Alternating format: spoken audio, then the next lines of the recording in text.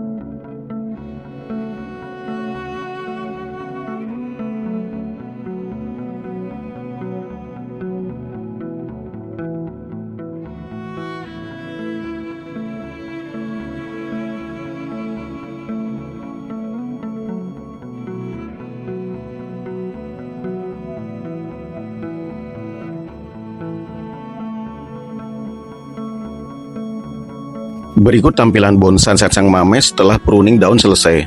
Dan setelah selesai pruning, sahabat biasakan selalu bersihkan bekas daun pruningan supaya bonsai sahabat selalu bersih dan bebas dari sampah pruningan.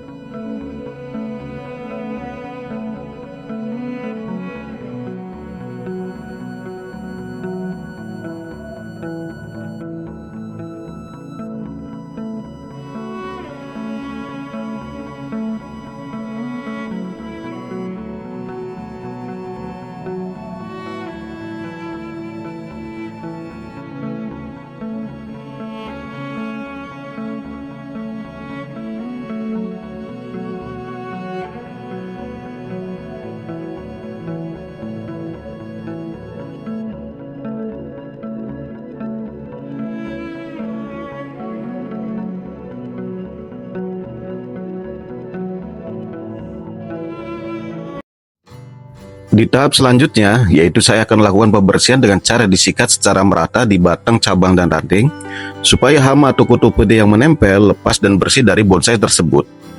Sering-seringlah lakukan pembersihan pada bonsai jenis apapun itu di musim penghujan seperti sekarang.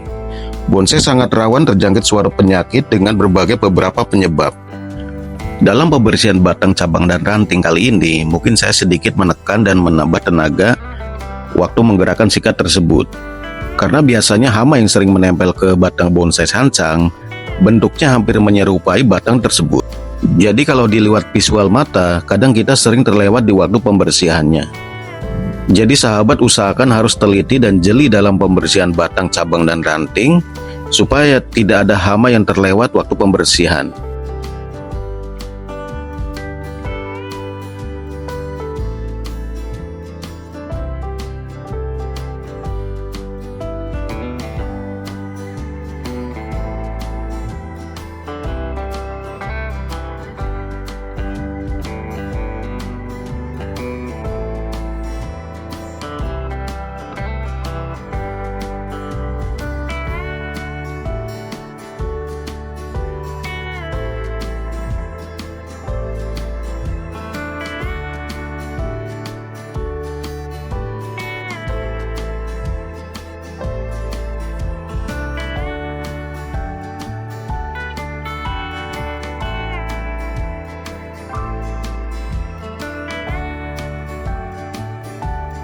Untuk tahap selanjutnya setelah pembersihan batang, cabang, dan ranting selesai, saya lakukan pengolesan salep kambium karena saya selesai lakukan penyayatan atau pelukaan di batang dan cabang.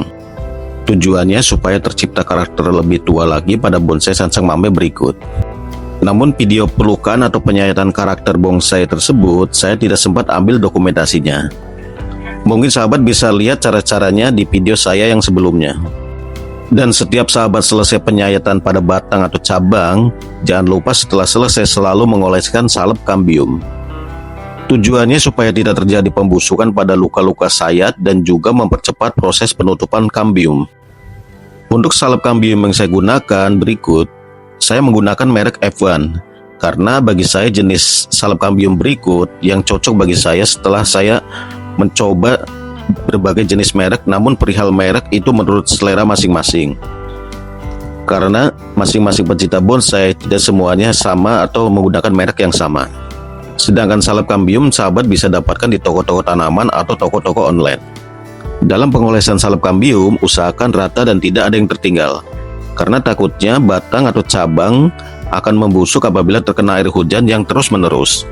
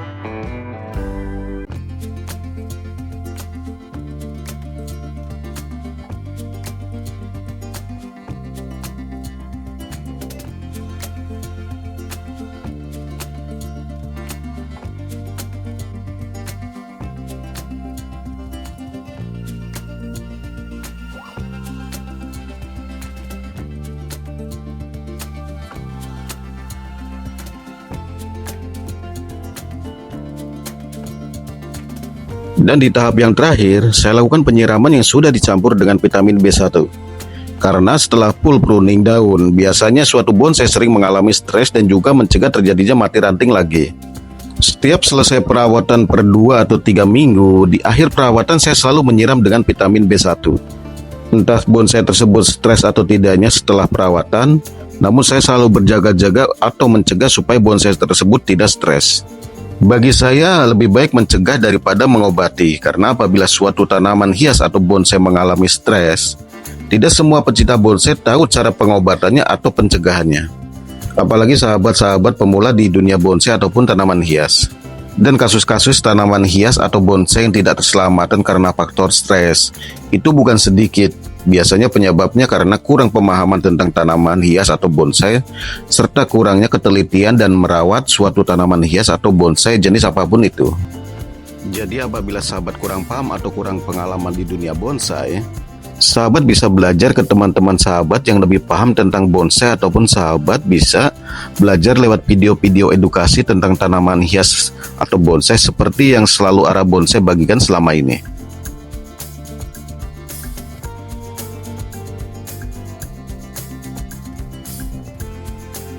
Setelah semua perawatan selesai dilakukan, bonsai sansang mame tersebut saya kembalikan lagi ke double pot. Hampir semua bonsai yang ukurnya mame atau sito, saya selalu menggunakan double pot supaya kesuburannya tetap terjaga dan stabil di nutrisinya. Dan jangan lupa bonsai tersebut ditaruh di tempat yang terkena sinar matahari atau dijemur full sinar matahari, itu lebih bagus. Karena jenis bonsai sansang paling suka dengan kondisi panas atau penjemburan full sinar matahari dari pagi sampai sore. Berikut kondisi bonsai sansang mame setelah dilakukannya perawatan. Semoga hama atau kutu putih yang menempel pada bonsai sansang tersebut bersih dan tidak meninggalkan sisa. Setelah 2 atau 3 minggu, saya akan bagikan perkembangannya supaya sahabat juga bisa mengikuti perkembangan pada bonsai sansang mame tersebut.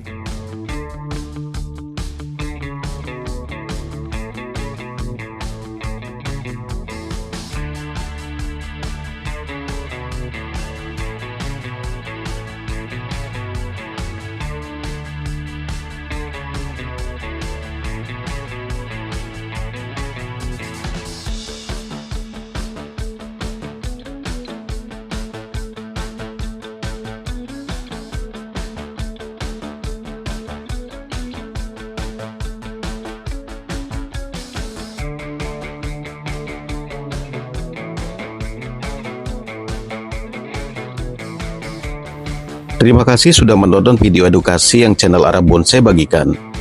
Apabila dalam video edukasi kali ini ada salah kata dan kurang dalam penyampaian, Ara Bonsai memohon maaf sebesar-besarnya. Ambil sisi positif dan buang sisi negatifnya. Channel Ara Bonsai hanya berbagi edukasi berdasarkan pengalaman yang selama ini saya lakukan, dan tidak ada maksud untuk menggurui para sahabat semua. Jadi dukung terus channel Ara Bonsai dan semoga video-video edukasi channel Ara Bonsai bermanfaat bagi sahabat semua. Dan seperti biasa channel Ara Bonsai masih membutuhkan dukungan dari sahabat-sahabat semua. Jadi jangan lupa like dan subscribe channel Ara Bonsai supaya saya lebih semangat lagi dalam berbagi edukasi tentang dunia tanaman hias dan tanaman bonsai. Sampai jumpa lagi di next video. Salam satu hobi dan wassalamualaikum, sampai jumpa kembali.